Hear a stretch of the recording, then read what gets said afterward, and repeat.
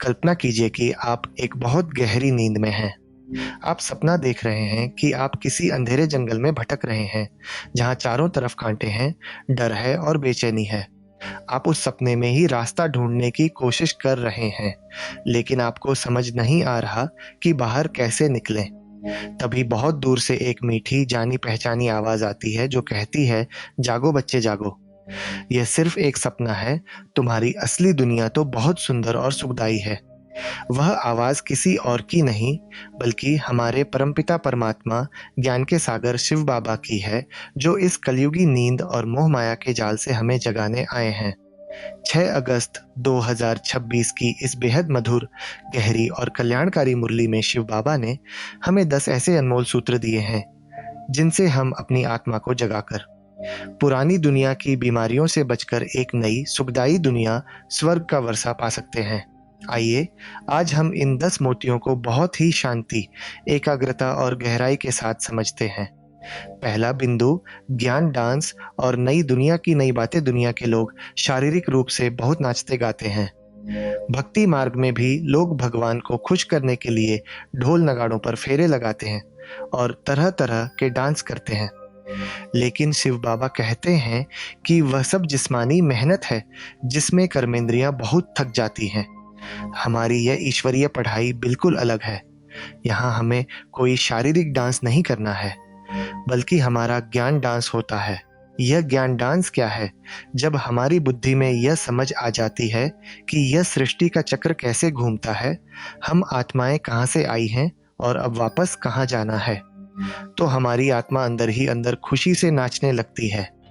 शिव बाबा हमें जो बातें सुनाते हैं, वे वास्तव में 5000 वर्ष पुरानी बातें हैं, जिन्हें बाबा अब फिर से नया करके सुना रहे हैं, ताकि हम नई दुनिया का वर्षा पा सकें। तो यहाँ व्यावहारिक सबक यह है, बाहरी दुनिया के शोर शराबे और दिखावे वाले जश्न से खुद को दूर रखें। अपनी बुद्धि में ज्ञान के खजाने को इस तरह घुमाएं कि आपका मन हमेशा एक रूहानी खुशी और हल्केपन में नाचता रहे। इस बिंदु को थोड़ा और गहराई से देखें तो जब आत्मा ज्ञान के नशे में होती है, तो उसे बाहर से किसी मनोरंजन की आवश्यकता नहीं रहती। तो पहले बिंदु का एक अतिरिक्त सबक यह है, जब भी आप उदास महसूस करें, तो एक सेकंड के लिए रुकें और सोचें कि मैं कौन हूँ और मेरा बाबा मुझे क्या बना रहा है। आपका ज्ञान डांस तुरंत शुरू हो जाएगा। दूसरा बिंदु, नाम रूप में फंसने की गुप्त और खराब बीमारी ईश्वरीय मार्ग में सबसे बड़ी रुकावट क्या है? शिव बाबा कहते हैं, मीठे बच्चे, सबसे मुख्य बात है कि कभी भी किसी के नाम रूप में नहीं फंसना है। क्रोध या कोई अन्य विकार आपको किसी के नाम रूप में नहीं फंसाता, लेकिन काम विकार इंसान को देह अभिमान में डालकर दूसरों के शारीरिक आकर्षण, रूप या उनके पद प्रतिष्ठा नाम में फंसा देता है। यह बहुत ही खराब और गुप्त बीमारी है। इंसान को पता भी नहीं चलता कि कब उसकी बुद्धि शिव बाबा से हटकर किसी देहधारी मनुष्य में अटक गई। बाबा चेतावनी देते हैं कि तुम यहाँ अशरीरी आत्मा बनकर आए थे और तुम्हें वापस अशरीरी होकर ही जाना है। इसलिए इस शरीर का नाम रूप का भान तोड़ना होगा। तो यहाँ व्यावहारिक सबक यह है, जब भी आप किसी से मिलें या बात करें, तो उसकी सुंदरता, उसके कपड़े या उसकी दुनियावी हैसियत से प्रभावित न हो। हमेशा उसके मस्तक के बीच चमकती हुई आत्मा को देखें। इस बिंदु को थोड़ा और गहराई से देखें तो जब आप दूसरों को आत्मा रूप में देखते हैं, तो आप खुद भी देह अभिमान से मुक्त हो जाते हैं। तो दूसरे बिंदु का एक अतिरिक्त सबक यह है, अगर आपका मन किसी व्यक्ति की तरफ बार बार आकर्षित हो रहा है, तो तुरंत शिव बाबा को याद करें और उस व्यक्ति की आत्मा को शांति का दान दें। तीसरा बिंदु, ज्योति जगाने का सच्चा अर्थ और याद रूपी घृत। घी भक्ति मार्ग में जब किसी की मृत्यु होती है, तो लोग उसके पास एक दीपक ज्योति जलाकर रखते हैं। वे बहुत ध्यान रखते हैं कि वह ज्योति बुझने न पाए, ताकि आत्मा को अंधेरा न हो। ब्रह्म समाजी लोग भी एक अखंड ज्योति जलाकर रखते हैं, जिसमें बहुत सारा घी और पैसा खर्च होता है। लेकिन शिव बाबा कहते हैं कि यह सब भक्ति की समझ है। आत्मा तो शरीर छोड़ते ही एक सेकंड में दूसरे शरीर में चली जाती है। उसे किसी स्थूल ज्योति की आवश्यकता नहीं होती। सच्ची ज्योति तो आत्मा की ज्योति है, जो कलयुग के विकारों के कारण बुझ गई है। शिव बाबा आकर हमारी आत्मा की उस ज्योति को फिर से जगाते हैं और इस ज्योति को लगातार जलाए रखने के लिए किसी स्थूल घी की जरूरत नहीं है, बल्कि याद रूपी घृत घी चाहिए। तो यहाँ व्यावहारिक सबक यह है, मंदिरों में जाकर दिए जलाने या बाहरी कर्मकांड करने से ज्यादा जरूरी है अपने मन के अंदर शिव बाबा की याद का दीपक जलाना। इस बिंदु को थोड़ा और गहराई से देखें तो जब आपकी याद कमजोर होती है तो आपकी आत्मा की ज्योति मध्यम पड़ने लगती है और माया का अंधेरा छा जाता है। तो तीसरे बिंदु का एक अतिरिक्त सबक यह है, हर रोज ज्ञान और योग का अभ्यास करके अपनी आत्मा रूपी दीपक में याद का घी डालते रहें ताकि आपका चेहरा हमेशा चमकता रहे। चौथा बिंदु, स्वर्ग के रचयिता बाप से वर्षा लेने का पुरुषार्थ आजकल लोग श्री कृष्ण को बहुत मानते हैं, लेकिन शिव बाबा कहते हैं कि गीता में अगर श्री कृष्ण का नाम नहीं डाला गया होता तो आज पूरी दुनिया केवल एक निराकार शिव बाबा को ही मानती। श्री कृष्ण तो खुद शिव बाबा से ज्ञान लेकर स्वर्ग के पहले राजकुमार बने हैं। शिव बाबा निराकार और अभोक्ता, जिन्हें किसी चीज की इच्छा नहीं है, वही वास्तव में नई दुनिया स्वर्ग के रचयिता हैं। बाबा कहते हैं कि समय बहुत थोड़ा बचा है, आजकल करते करते अचानक मौत का काल खा जाएगा। जब आपको पक्का निश्चय हो गया है कि वह शिव बाबा ही बेहद का बाप है और स्वर्ग का मालिक है, तो फिर उनसे पूरा वर्षा अधिकार लेने का तीव्र पुरुषार्थ करना चाहिए।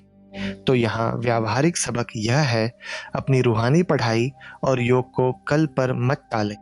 आजकल कर लेंगे की आदत आपको बहुत बड़े भाग्य से वंचित कर सकती है। इस बिंदु को थोड़ा और गहराई से देखें तो जो बच्चा समय की नजाकत को समझ लेता है, उसका एक भी सेकंड व्यर्थ नहीं जाता। तो चौथे बिंदु का एक अतिरिक्त सबक यह है, हर सुबह उठकर खुद से वादा करें कि आज का दिन मुझे ऐसे जीना है जैसे यह शिव बाबा से वर्षा लेने का मेरा आखिरी मौका हो। पांचवा बिंदु, पक्के योगी की निशानी, शांत और शीतल कर्मेंद्रियां। हम खुद को योगी तो कहते हैं, लेकिन एक पक्के योगी की सच्ची निशानी क्या है? शिव बाबा कहते हैं कि जब तक योग की सिद्धि पूरी नहीं होती, तब तक इंसान की इंद्रियां शांत नहीं होती। एक सच्चा और पक्का योगी वह है जिसकी सब कर्मेंद्रियां बिल्कुल शांत और शीतल हो जाएं। अगर आपके मन में कोई चंचलता है, कोई विकार, विशेष रूप से काम विकार आपको धोखा दे रहा है, या आपकी आंखें रंचक मात्र थोड़ी सी भी किसी देहधारी मनुष्य में डूब रही हैं, तो आप पक्के योगी नहीं हैं। जब आपकी योग में अच्छी अवस्था जम जाएगी तो आपको महसूस होगा कि आप जवानी में ही वानप्रस्थ अवस्था, सब कुछ से मुक्त, शिव बाबा की याद में मग्न में आ गए हैं। तो यहाँ व्यावहारिक सब यह है, अपनी इंद्रियों पर कड़ा पहरा रखें। अपनी आंखों को व्यर्थ चीजें देखने से, अपने कानों को व्यर्थ सुनने से और अपनी जीभ को व्यर्थ बोलने से रोकें। इस बिंदु को थोड़ा और गहराई से देखें तो इंद्रियों की शांति ही मन की शांति का आधार है। तो पांचवें बिंदु का एक अतिरिक्त सबक यह है, रोजाना रात को सोने से पहले अपनी चेकिंग करें कि आज मेरी किस कर्मेंद्रिय ने मुझे धोखा दिया और अगली सुबह उसे सुधारने का संकल्प लें। छठा बिंदु, मीठा स्वभाव और प्यार की दृष्टि। शिव बाबा प्रेम का सागर हैं, इसलिए वे चाहते हैं कि उनके बच्चे भी बिल्कुल उनके जैसे मीठे बने। बाबा कहते हैं कि अपने आप से वायदा करो कि हमें बहुत बहुत मीठा बनना है और सबको सुख और प्यार की दृष्टि से देखना है। अगर हम किसी को दुख देंगे, किसी के साथ कड़वा व्यवहार करेंगे, तो अंत में हम खुद दुखी होकर ही मरेंगे। जितना हम शिव बाबा की याद में रहेंगे, हमारी कर्मेंद्रियां उतनी ही शांत होंगी और हमारा स्वभाव उतना ही मीठा होता जाएगा। हमें खुद महसूस होना चाहिए कि मैं पहले कितना कड़वा था और अब शिव बाबा के ज्ञान से कितना मीठा बन गया हूँ। तो यहाँ व्यावहारिक सबक यह है, अपने शब्दों और व्यवहार से कड़वाहट को पूरी तरह निकाल दें। कोई आपके साथ कैसा भी व्यवहार करे, आपको उसे सिर्फ प्यार और शांति ही देनी है। इस बिंदु को थोड़ा और गहराई से देखें तो मीठा स्वभाव ही ईश्वरीय सेवक का सबसे बड़ा साधन है। तो छठे बिंदु का एक अतिरिक्त सबक यह है, जब भी कोई आपसे गुस्से में बात करे तो उसे प्रतिक्रिया देने के बजाय मन ही मन शिव बाबा को याद करें और उसे मीठी दृष्टि दें। सातवां बिंदु, रूप बसंत बनना और ज्ञान रत्नों का दान। दुनिया में लोग शंकर जी के सामने जाकर कहते हैं, भर दे झोली। उन्हें पता ही नहीं है कि झोली कौन भरता है। शिव बाबा ज्ञान के सागर हैं, जो हमारी बुद्धि रूपी झोली को ज्ञान के अमूल्य रत्नों से भर देते हैं। बाबा कहते हैं कि मैं रूप बसंत हूँ और तुम बच्चों को भी मेरे जैसा रूप बसंत बनना है। रूप बसंत का मतलब है बाहर से रूप से भी शांत और पवित्र दिखना, और जब मुख खोलें बसंत, तो उसमें से केवल ज्ञान के अनमोल रत्न ही निकलें। सबसे अच्छा रत्न है मन मना भव, अपने मन को मुझ परमात्मा में लगाओ। जो बच्चा ज्ञान रत्नों की धारणा करता है और दूसरों को दान करता है, वह बहुतों का कल्याणकारी बनता है और उसे बहुतों की आशीर्वाद मिलती है। तो यहाँ व्यावहारिक सबक यह है, गपशप, फालतू बातों और व्यर्थ चर्चाओं में अपना मुंह बंद रखें। जब भी बोलें तो सामने वाले का फायदा हो ऐसी ही बात बोलें। इस बिंदु को थोड़ा और गहराई से देखें तो ज्ञान रत्नों का दान दुनिया का सबसे सर्वोत्तम दान है, जो किसी आत्मा को हमेशा के लिए जीवन दान दे सकता है। तो 7वें बिंदु का एक अतिरिक्त सबक यह है, रोज कम से कम एक व्यक्ति को शिव बाबा के ज्ञान का कोई अच्छा बिंदु जरूर सुनाएं। 8वां बिंदु, सर्विस का शौक और रहमदिल बनना। शिव बाबा उन बच्चों को बहुत प्यार करते हैं जिन्हें रूहानी सर्विस, सेवा का शौक होता है। बाबा कहते हैं कि जो बच्चे अच्छा ज्ञान समझा सकते हैं, उन्हें खुद सोचना चाहिए कि मैं जाकर फलाने सेंटर पर चक्कर लगाऊं, वहां सर्विस बढ़ाऊं। जिन्हें सर्विस का शौक होता है, वे बिना सर्विस किए रह नहीं सकते। भले ही वे धंधे धोरी वाले हों, वे भी युक्ति से समय निकाल लेते हैं। बाबा कहते हैं कि बच्चों को बहुत रहमदिल बनना है। आज दुनिया में बेचारे लोगों का जीवन बहुत दुखी है। आप उन्हें अविनाशी ज्ञान रत्नों का दान देकर जिए दान नया जीवन देते हो। यह दुनिया का सबसे उत्तम काम है। सर्विस करने वाले बच्चों की शिव बाबा खुद परवरिश और मदद करते हैं।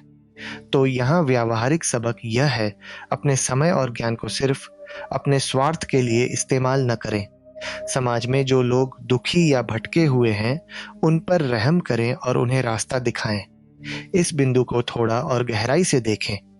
तो जब आप दूसरों की निस्वार्थ सेवा करते हैं, तो आपकी अपनी समस्याएं बाबा खुद सुलझा देते हैं। तो 8वें बिंदु का एक अतिरिक्त सबक यह है, हर हफ्ते कुछ समय विशेष रूप से ईश्वरीय सेवा के लिए निकालें और नए नए लोगों तक शिव बाबा का संदेश पहुंचाएं।